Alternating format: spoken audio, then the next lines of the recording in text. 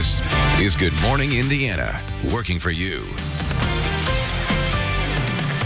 The time right now is 4:27. It is Tuesday morning. Thanks for joining us on Good Morning Indiana. I'm Lauren Casey, and I want to welcome back my colleague, Meredith Varick. Meredith, good to have you here in studio. Thanks, Lauren. Great to be here. We want to start things off this morning with what happened late last night in terms of the protests happening here in Indianapolis. As you can see here, many protesters marching towards the governor's residence, and there are a number of emotional moments outside of there between law enforcement and those protesters.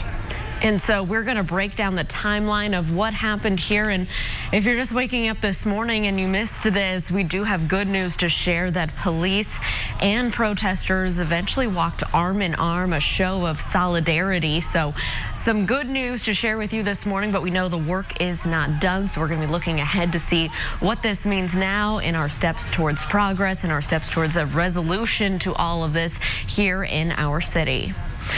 Also making headlines this morning, the mayor of Carmel backtracking after it was announced he was going to sue the city of Minneapolis.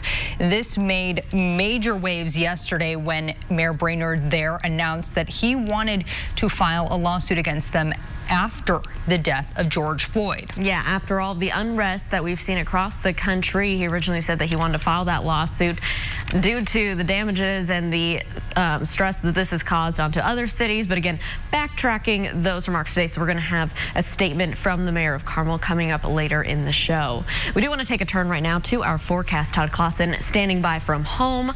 Todd, what can we expect outside? Yesterday, another great day. Yeah, you know, it was beautiful yesterday. We had that one little moment where some clouds rolled through and a few sprinkles in the afternoon hours, Lauren. But that went through rather uneventful, and now we are going to enjoy the heat building back in. With the heat, though, not necessarily the most humid day today. That is the good news. Temperatures right now are sitting in the 60s, 67 in Bloomington, 66 in Kokomo. You can see that radar is nice and quiet. We're up to 87 degrees for your high temperature, so about 10 degrees warmer than yesterday. With those skies, it'll be mostly sunny. The humidity climbs a touch, but it's not going to be all that oppressive out there today. That changes as we get into tomorrow and the rest of the week as we bring more thunderstorms back into the forecast. So overall, it's still a pretty nice Tuesday for us. We'll talk more about that extended forecast for you coming up in just a little bit. All right, Todd, thank you so much. Something else we got to talk about is Election Day. This was supposed to be back in May, but they moved this to today. So if you are planning to vote, you can head out to the polls starting at 6 a.m. And things will look a little bit different there if you do head out to the polls due to the COVID-19 pandemic. We'll have everything you need to know to stay healthy while you cast your vote coming up. This is Good Morning Indiana, working for you. And so this is not just about the broken glass that you see downtown. This is about people whose spirits have been broken, who have been feeling that there has been a knee on their throat forever. After several days of protests in Indianapolis and across the country, community leaders are speaking out about the issues behind this movement. Now at 4:30, the changes they'd like to see after this is all over. And as President Trump threatens the use of military force, pockets of the nation are showing signs that they are closer to turning a corner. We've got the latest on how Minneapolis and other cities are moving forward. And Hoosiers head to the polls today. This morning, we're breaking down everything you need to know before you cast your vote. It is 4:30 here on our Tuesday morning. Thanks for waking up early with us on Good Morning Indiana. I'm Lauren Casey. And I'm Meredith Varick. Meteorologist Todd Clausen standing by. Todd, things are going to get pretty warm out there later today. Yeah, it's going to heat up. Meredith, welcome back. Since you've been gone, I've been in my basement for about 2.5 months. Haven't worn a tie for 2.5 months, and I've cut my hair about 3 or 4 times on my own. So welcome back, and you're exactly right. It is going to be a warm one here across central Indiana. We're going to see the temperatures up into the 80s later on this afternoon, starting off in the 60s here this morning. 64 in Indianapolis, as well as 64 in Greencastle. Bloomington up to 67 degrees. 64 is the current temperature. in Tipton. So we're off to a warmer start, and that's going to lead to a warmer finish as we get into the afternoon hours. A little bit of cloud cover out there this morning, still pushing through Bloomington and Seymour, but that is going to move out. Plus, once the sun comes up, we'll burn all that cloud cover off, and we'll be left with mostly sunny skies off to our west. You see there's really nothing out there. So it's a little warmer today, maybe a little warmer than many of you will like, getting into about the mid to upper 80s, but the humidity today is still fairly low, and there'll be a bit of a breeze to kind of neutralize that heat just a little bit. So it's a decent Tuesday for us. Tomorrow is when the storms return, as well as the humidity. More on that coming up in just a little bit. Lauren. I would hope that this makes a difference. I would hope that the cops see this. I would hope that the National Guard see this. I would hope that everybody who protests tomorrow sees this. And it's like, all right, we can peacefully protest. They can feel a little safer. For the fourth consecutive day, protesters took to the streets of Indianapolis Monday. But unlike previous days, yesterday's protest ended with a moment of unity and understanding between police and protesters. For the first time, protesters took their message and movement out of downtown, walking 47 blocks north of Monument Circle to near the governor's residence on Meridian Street. As troopers from Indiana State Police, officers from Indianapolis Metro Police Department, and members of the Indiana National Guard blocked access closer to the governor's residence, officers warned protesters of that 8 p.m. curfew about 40 minutes after it went into effect. After a tense few moments there were loud cheers as members of the ISP, IMPD, and National Guard removed their face shields and their helmets and exchanged fist bumps and hugs with protesters. Eventually, protesters and police walked linked arm in arm back towards downtown. Man, I got a lot of mixed emotions right now. I got a lot of mixed emotions, but I'm happy because I see everybody coming together, and that makes me very happy. And I see the police officers coming, they taking their stuff off, they make me feel like I'm not a threat, which I'm not. And that's good. It's steps. It's baby steps. How many times in your normal life you as a black man feel like a threat to police? Every day, without doing anything, you know? But that's why we're here, though. We're here to bring this change. And it start right now. It ain't gonna happen right now, but it's a start. We just gotta keep doing it. Every day we gotta keep building. You ever had a moment like that? Never. But I'm happy I did tonight, though. Well, around 10 o'clock last night, IMPD issued a statement on Twitter saying, in part, quote, "We were so proud to see officers and protesters march together in solidarity. Our thanks to the protesters for peacefully advocating for change," end quote.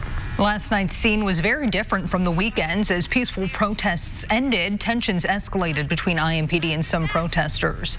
At a news conference Monday, Mayor Joe Hogsett said he had serious concerns about IMPD's use of force on peaceful protesters. The mayor said videos of specific incidents involving police and protesters will be reviewed. We did not ask if this scene captured by our crew on Saturday is one of those incidents. But officials say the department is looking into several videos to ensure policies and procedures were followed. We have an obligation to examine and render judgment on the conduct of our police officers. Each and every time that force is used by an individual who has sworn their service to the public's protection. Metro Police Chief Randall Taylor did specifically address this scene when tear gas hit a group of people holding a prayer service on Monument Circle. Chief Taylor said officers used the gas as they tried to arrest a person who was vandalizing the monument with spray paint. Chief Taylor also said he would not question Marion County Prosecutor Ryan Mears' decision to not file charges against 41 nonviolent protesters who were arrested by police. The arrest happened between Friday night and Sunday morning. Mears announced that each arrest was reviewed on a case-by-case basis. 14 suspects allegedly involved in looting from downtown businesses are facing burglary charges. Mears is also advising those who have allegations of improper conduct by city police officers to contact the Citizens Police Complaint Office. Chief Taylor has said the arrests were, quote, valid, but it's up to the prosecutor to decide on charges. Meanwhile, as violent protests continue all across the country, President Trump issued the threat of using military force, but there are some signs of progress being made. ABC's Inez de la Cotera has the very latest. Overnight, fresh protests around America, demanding all 4 officers involved in the death of George Floyd be arrested and charged. Peaceful protesters working to set themselves apart from the violence, worried the destruction raining down on their cities is overshadowing their cause.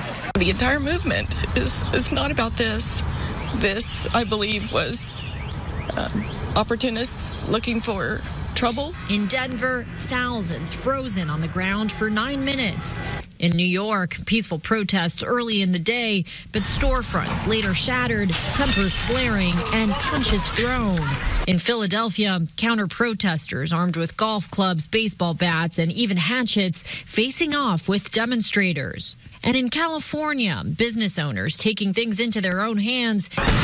In D.C., outrage after police cleared peaceful protesters from Lafayette Square so that President Trump could walk to St. John's Church, damaged over the weekend amid protests, for a photo. Is that your Bible? It's a Bible. D.C.'s Episcopal bishop saying this on CNN. The president just used a Bible and one of the churches of my diocese without permission as a backdrop for a message antithetical to the teachings of Jesus. This as the president threatened to use military force to quell violence and looting around the country. If a city or state refuses to take the actions that are necessary to defend the life and property of their residents, then I will deploy the United States military and quickly solve the problem for them.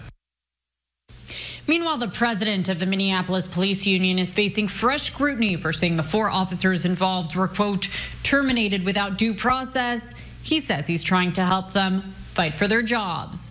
Inez de la Quatera, ABC News, Washington. George Floyd's death officially ruled a homicide by the Hennepin County Medical Examiner. The report stating Floyd died from experiencing a cardiopulmonary arrest while being restrained by law enforcement officers. An independent autopsy shows George Floyd died of asphyxiation from sustained pressure. That's different than the finding from the Hennepin County Medical Examiner.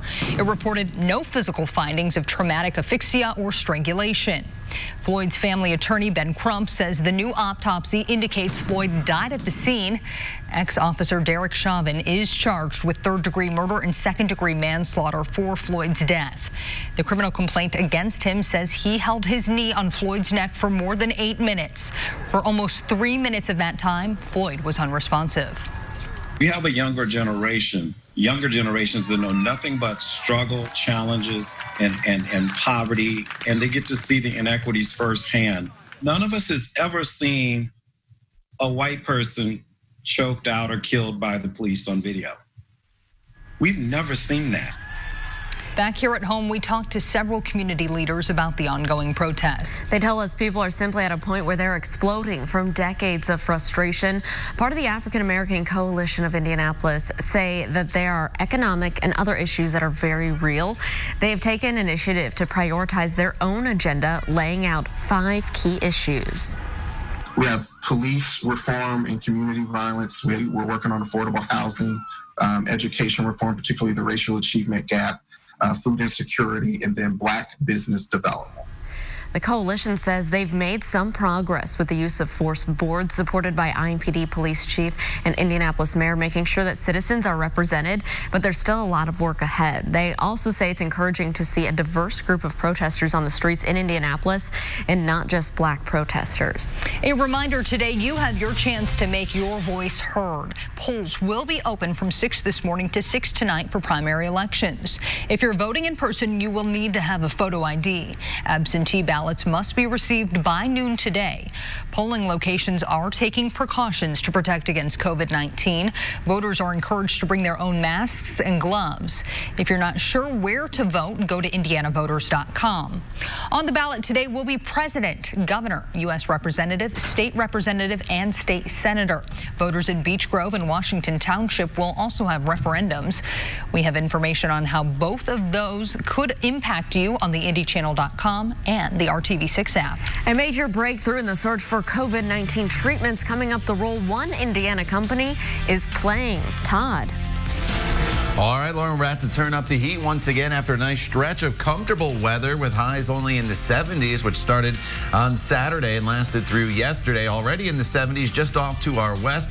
Mid-80s today and potentially our first 90-degree temperature in our 7-day planning forecast. We'll talk all about it coming up when Good Morning Indiana continues. The time now is 4:41.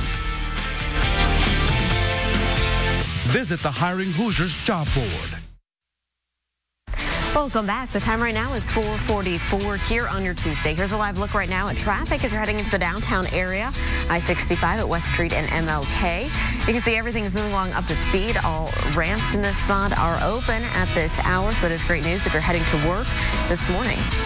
We're keeping track of the impact the coronavirus is having on Hoosiers and Indiana's healthcare system. As of Monday, the State Department of Health reports 1,976 deaths from COVID-19. More than 265,000 Hoosiers have been tested for COVID-19. 13% of those have been positive. According to the Regan Streif Institute, 17% of Indiana's coronavirus patients have been hospitalized and 65% have recovered.